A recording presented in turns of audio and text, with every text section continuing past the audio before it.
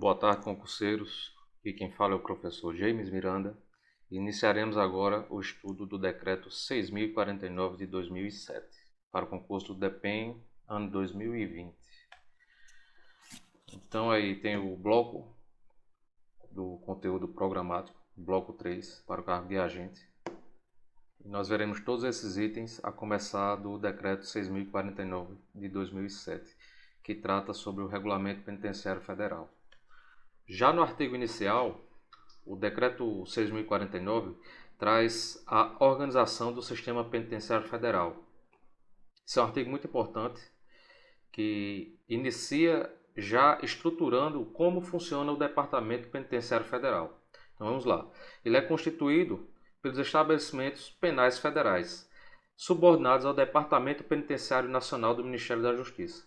Então, um organograma para facilitar a fixação da estrutura do DEPEN, nós temos aí o Ministério da Justiça e Segurança Pública em primeiro plano, subordinado a ele o Departamento Penitenciário Nacional, abaixo do DEPEN o Sistema Penitenciário Federal e lá na base temos o Estabelecimento Penal Federal, ou seja, os presídios federais. Já no artigo 2º do Decreto 6.049, traz a competência do Departamento Penitenciário Nacional. Dentre essas atribuições, nós temos a supervisão, coordenação e administração dos estabelecimentos penais federais. Entretanto, a Lei de Execuções Penais, a Lei 7.210 de 84, traz outras atribuições além dessas, dentre elas, acompanhar, inspecionar e fiscalizar, assistir, colaborar, estabelecer e acompanhar diversas outras atribuições que competem ao Departamento Penitenciário Nacional. E essas, muitas delas, são relacionadas aos presídios estaduais, como por exemplo, prestar convênios com as unidades federativas para a implementação dos serviços penais, curso de formação de agentes penitenciários estaduais e diversas outras que na Lei de Execuções Penais será visto com mais detalhes. Dando prosseguimento, o artigo 3º nos traz informações muito importantes que serão com certeza cobradas na sua prova. Então temos a finalidade dos estabelecimentos penais federais, que é promover a execução administrativa da medida restritiva de liberdade dos presos provisórios ou condenados, cuja inclusão se justifique no interesse da segurança pública ou do próprio preso. Então, as informações importantes são que a execução administrativa da pena será executada pelos estabelecimentos penais federais e que tanto o preso provisório quanto o condenado poderá ser submetido ao cumprimento de pena no estabelecimento penal federal. E aí temos as possibilidades de inclusão do preso no estabelecimento federal. Interesse da segurança pública, do próprio preso, e no artigo 4 veremos que os presos sujeitos ao regime disciplinar diferenciado. Ok? Então, os presos condenados não poderão manter contato com os presos provisórios e serão alojados em alas separadas. Recapitulando, a inclusão do preso no Sistema Penitenciário Federal se dará nos casos de interesse da segurança pública, interesse do próprio preso e RDD, ok? Aí você me pergunta, e o preso ele pode requerer ir para o Sistema Penitenciário Federal? Pode, mas por que ele pediria para ir para o Sistema Penitenciário Federal? Já que se trata de um cumprimento de pena mais rigoroso do que nos presídios estaduais. Sabemos que o presídio estadual ele não tem uma estrutura tão que garanta a segurança do preso. Então, aquele preso que está sendo ameaçado de morte por facções rivais ou por algum outro inimigo, para preservar a sua vida, ele pede ao seu advogado para peticionar ao juiz de execução penal que ele seja transferido, seja incluído no Sistema Penitenciário Federal. Ok? Então, nós vemos que o preso condenado não pode ser misturado com o preso provisório. E aí tem uma imagem de uma ala inferior e uma ala superior de um presídio federal. Então, Vamos supor que na ala inferior tenham alguns presos já com sentença condenatória transitada em julgado. Então, numa cela dessas não poderia ter um preso provisório. Ele poderia muito bem ser alojado na ala superior, mas não na mesma ala. Aí o futuro local de trabalho dos senhores, Presídio Federal visto de cima, com seu bloco administrativo aqui nessa parte da frente, na parte mais atrás a área de segurança máxima. No artigo 6º, trata das características do estabelecimento penal federal. Então, quais são as características? Destinação do preso provisório condenado em regime fechado. Isso é muito importante para a prova, certo? O preso em regime fechado ele poderá ser incluído no sistema penitenciário federal, no estabelecimento penal federal. Mas a partir do momento que esse preso ele progride de regime para o semiaberto, por exemplo, ele automaticamente ele deve ser excluído do estabelecimento penal federal. Ele deve ser transferido para um estabelecimento estadual. Capacidade para 208 presos. Segurança externa e guaritas de responsabilidade dos agentes penitenciários federais, que hoje são chamados de agentes federais de execuções penais. Ok? A segurança interna, que preserve direito do preso, a ordem e a disciplina.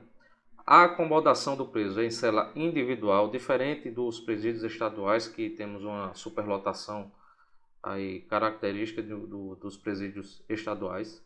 No federal é um preso por cela. Na disciplina específica, na aula específica, nós veremos com mais detalhes quais as dimensões dessa cela, como são feitos os procedimentos, ok? Mas para o decreto 6.049, o que precisamos saber de características são essas, ok? Cela individual e existência de locais de trabalho, atividades socioeducativas, culturais, de esporte, religião e visita, muito relacionadas aí às assistências do preso que veremos mais adiante. Artigo 7º, da estrutura organizacional e da competência da unidade, elas serão disciplinadas pelo regimento interno do Departamento Penitenciário Nacional, ok? E os estabelecimentos penais federais terão a seguinte estrutura básica: diretoria do estabelecimento, na figura do diretor da unidade, que hoje é um agente penitenciário federal em todas as unidades, divisão de segurança e disciplina, divisão de reabilitação, serviço de saúde e serviço administrativo. Resumidamente, a divisão de segurança e disciplina é responsável pelo trato diretamente com o preso, como escoltas, procedimentos de banho de sol, procedimento de entrega de alimentação, dentre outras. A divisão de reabilitação é responsável diretamente pelo ensino, pela entrega de livros, pelo envio de cartas, envio e recebimento de cartas. Serviço de saúde, pelo próprio nome já se define aí a questão da saúde do preso. Podemos mencionar aí dentista, farmacêutico, médico. E o serviço de administração. Esse serviço de administração, ele trata mais com os agentes, com os servidores.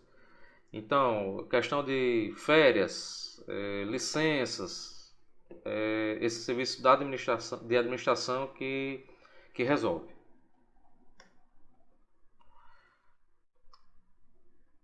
Então, pessoal, o que acontece? Não temos como ver todos os artigos do decreto. Então, eu selecionei somente os mais pertinentes para a prova dos senhores.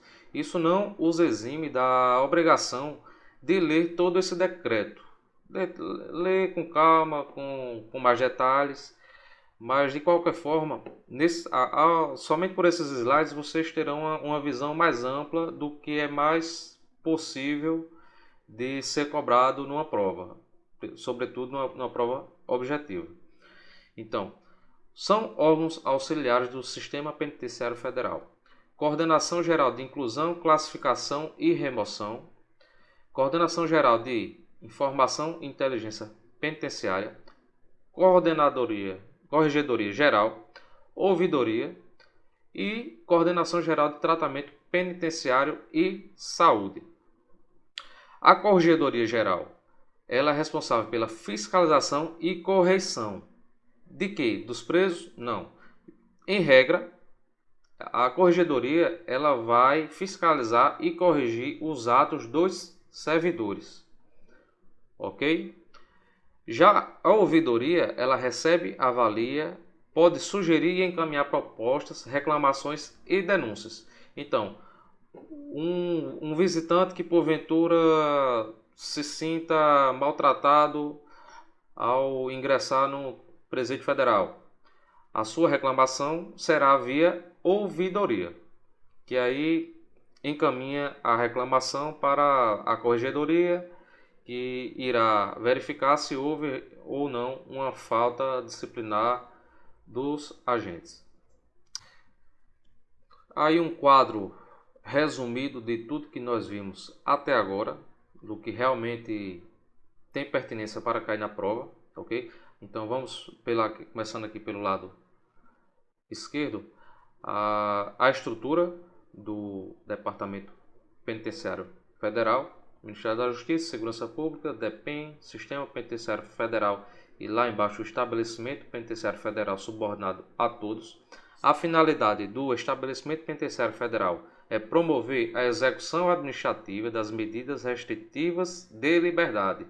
Muita atenção novamente para os presos provisórios ou condenados, que serão alojados em alas separadas. E quais são as hipóteses? Interesse da segurança pública, a pedido do próprio preso e ao preso submetido ao RDD. Quais são as características do Estabelecimento Penitenciário Federal? Presos em regime fechado, ou seja, preso em regime semiaberto ou em regime aberto não poderá ser incluído no Sistema Penitenciário Federal ou lá permanecer. Capacidade para 208 presos. Segurança externa e guaritas feitas pelos agentes federais de execução penal. A segurança interna deve preservar os direitos, a ordem e a disciplina.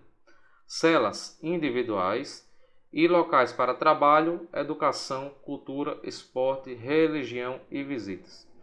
A estrutura do Presídio Federal, que se divide em diretoria do Estabelecimento Federal, divisão de segurança e disciplina, reabilitação, serviço de saúde, serviço de administração, e o decreto não prevê a divisão de inteligência, mas nós veremos em decretos mais novos, que também são previstos para o concurso de vocês, que já existe a divisão de inteligência.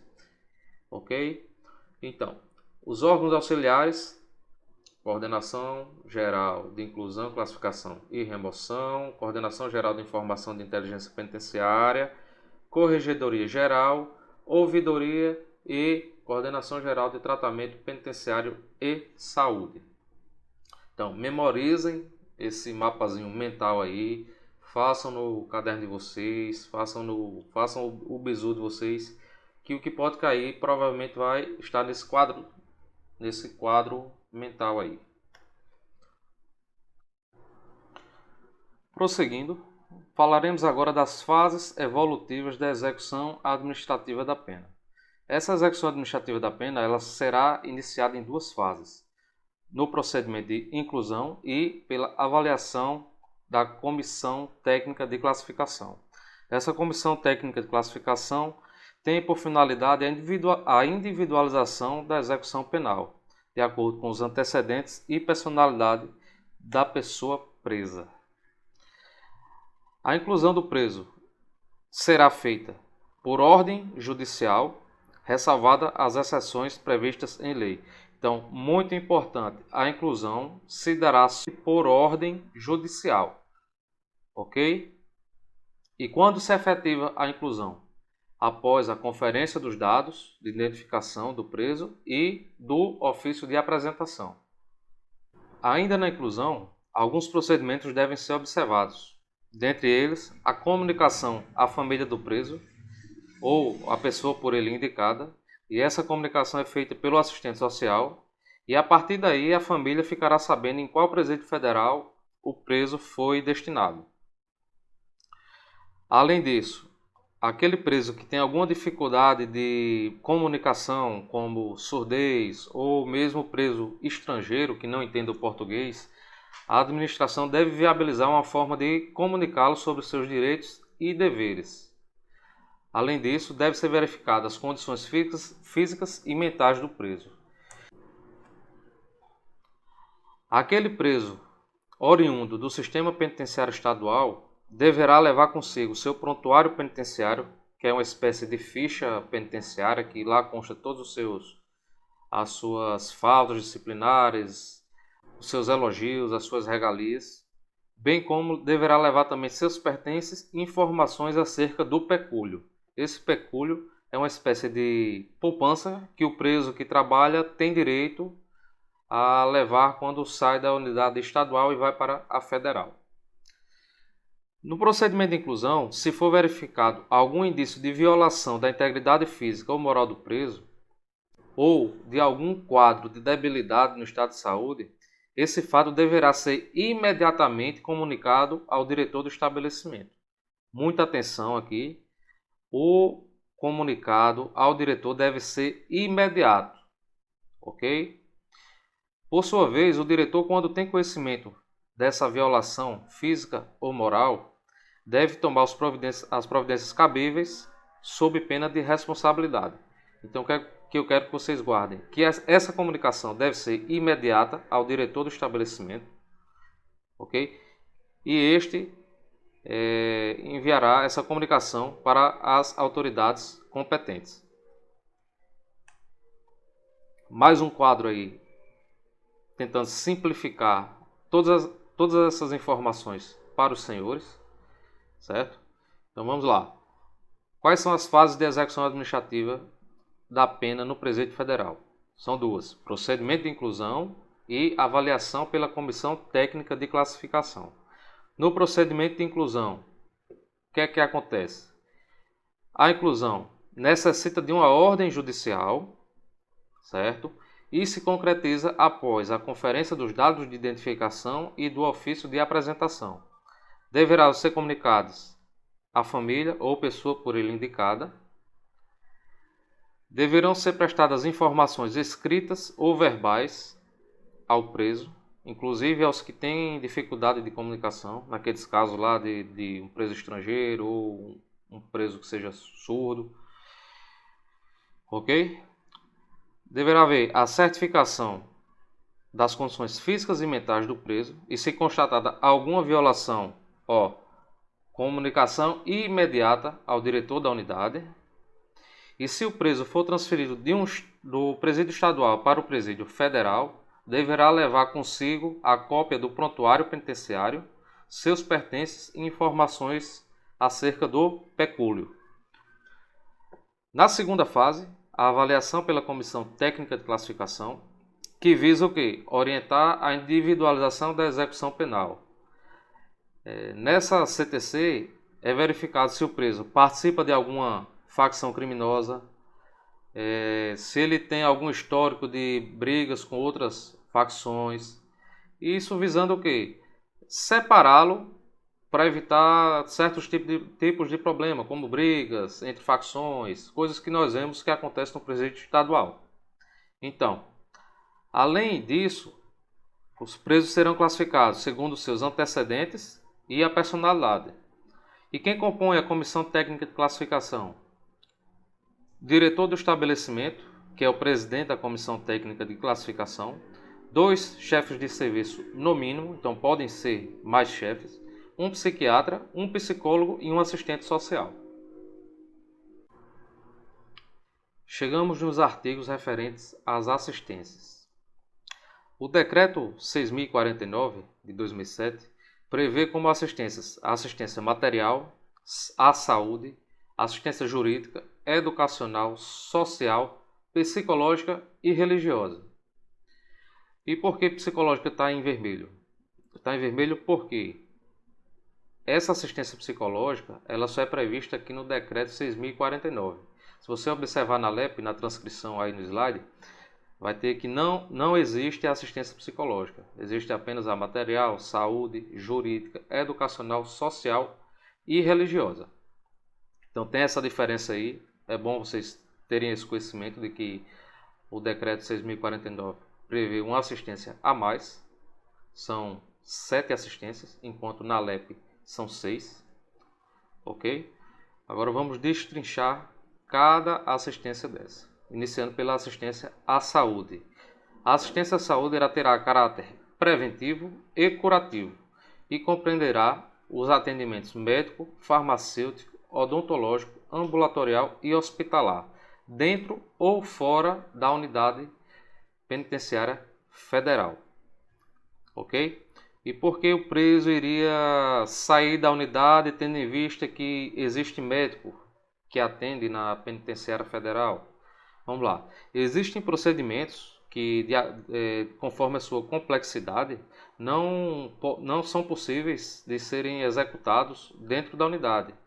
E aí existe a necessidade do preso sair da unidade e ir para uma clínica, de preferência do sistema de saúde pública, e realizar esse procedimento mediante uma autorização de saída que o diretor permite que o preso saia e com escolta penitenciária, ok? A assistência psiquiátrica e psicológica será prestada por profissionais da área e envolverá quem? O preso e também seus familiares. Muito importante essa parte dos familiares, que não se restringe essa assistência psicológica e psiquiátrica somente ao preso, mas também aos familiares que também sofrem com a pena que o seu ente lá está pagando. Ok? Essa assistência visa a ressocialização e a reintegração social. A assistência educacional compreenderá a instrução escolar de ensino básico, fundamental, profissionalização e desenvolvimento sociocultural. O que eu quero que vocês levem para a prova é que o ensino básico e fundamental é obrigatório, ok? Então, a unidade é obrigada a fornecer o ensino básico e fundamental ao preso. Isso não quer dizer que o preso é obrigado a assistir a aula. Ele pode não assistir a aula, mas a instituição deve oferecer o ensino, ok? No que tange ao ensino profissionalizante, este poderá ser ministrado na unidade, mas aí vai depender da estrutura de cada unidade, se tem convênio com entidades filantrópicas, por exemplo, entidades de ensino que fornecerão esse ensino profissionalizante.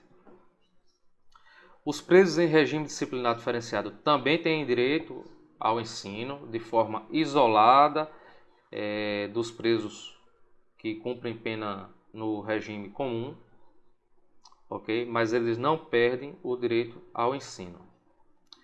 Existirá uma biblioteca para uso geral dos presos, certo?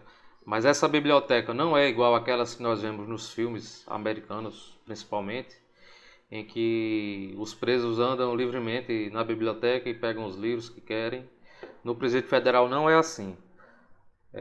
O setor de reabilitação, que é responsável pela manutenção da biblioteca, oferece aos presos uma lista com os livros que existem lá, e esses presos, por sua vez, escolhem dentre aqueles disponíveis o que eles vão querer ler naquela semana, e toda semana esse material é renovado. A assistência ao egresso consiste na orientação e apoio ao reintegrá-lo na vida em liberdade. E quem é o egresso? O egresso é aquele preso liberado em definitivo pelo prazo de até 1 ano a contar da saída do estabelecimento. É aquele preso que cumpriu sua pena, terminou a pena lá na sua sentença condenatória e pelo prazo de 1 ano ele é considerado egresso. E também o liberado condicional durante o período de prova. Esse liberado condicional, ele não terminou de cumprir sua pena, mas teve a liberdade condicional concedida, e após essa liberdade condicional, existe um período ali que ele deve permanecer sem sem cometer novos crimes, e assim ele deve ser considerado também egresso, enquanto durar esse período. Mais um quadro aí para facilitar a vida dos senhores e senhoras, quadro que trata das assistências, assistência material, assistência prestada por meio de programa e atendimento, necessidades básicas do preso, vestuário, material de higiene, alimentação, assistência à saúde, o que é que vocês devem saber? Caráter preventivo e curativo, prestadas pelos médicos, farmacêuticos, odontólogos, assistência ambulatorial e hospitalar, dentro ou fora da unidade penitenciária federal. Assistência jurídica, acesso ao advogado particular ou defensor público para aqueles que não têm condições de constituir um advogado particular.